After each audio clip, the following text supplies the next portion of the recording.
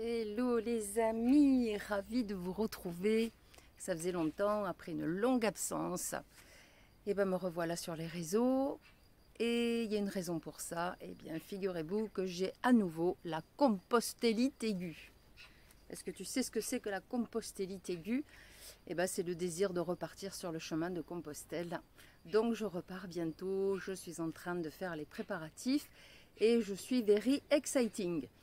Voilà, donc du coup, ça m'a donné l'idée, et puis quelqu'un qui se reconnaîtra m'a donné aussi cette bonne idée de vous partager un peu ce moment, ces préparatifs, etc. et de parler de Compostelle. Et donc là, aujourd'hui, je vais vous parler juste de ma première expérience. Donc ça, j'ai fait mon premier chemin en 2021. Et ça m'a pris comme ça tout d'un coup. C'est pour ça que j'appelle ça la compostellite. C'est assez soudain. En fait, j'y pensais depuis très très longtemps, mais je n'arrivais pas à passer l'action. Pourquoi? Je ne sais pas. Enfin, je pense que c'était pas le moment. Et puis un jour, mais ça m'a pris, mais comme ça. Et 2 jours après, j'avais tout le matériel, j'avais les cartes, j'avais ci, j'avais là, et ça y est, j'étais prête pour partir. Et je suis partie 3 semaines toute seule. Et ça, c'était important pour moi de partir toute seule. Donc du coup, j'ai pas mal d'amis qui m'ont dit « Ah, bah c'est chouette, j'espère que tu vas trouver des réponses à tes questions. » Voilà, des commentaires, ouais, plutôt d'une quête en fait. Et en fait, je me rendais compte que moi, j'avais pas de questions du tout. Aucune question.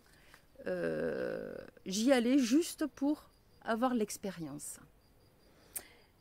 Juste tester en fait ce que je prône tout le temps dans les accompagnements que je fais en mémoire cellulaire ou en parlant, en échangeant, en faisant du coaching en quelque sorte.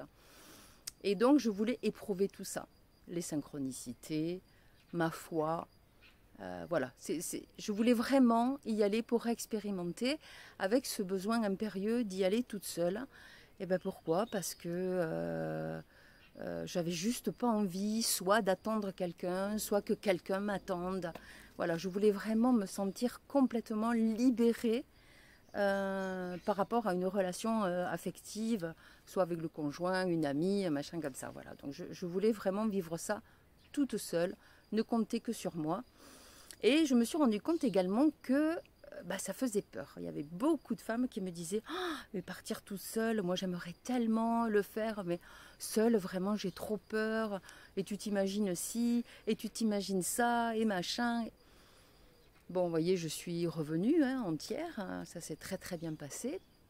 Donc ce que je vais faire, je vais vous préparer quelques petites capsules sur les préparatifs, sur certains thèmes à aborder.